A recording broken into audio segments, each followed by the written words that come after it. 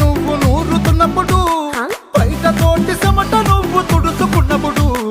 దండాన నీ సొక్కారేస్తున్నప్పుడు, నీ ఒంటి వాసన తెగ గుర్తొచ్చినప్పుడు, రెండు చేతులెత్తి జుట్టు ముడిసినప్పుడు, జండు కత్తుకొని పడుకున్నప్పుడు, అలసిపోయి నువ్వు ఆవలించినప్పుడు, వచ్చుండై ఫీలింగ్స్ వచ్చి వచ్చి చంపేస్తు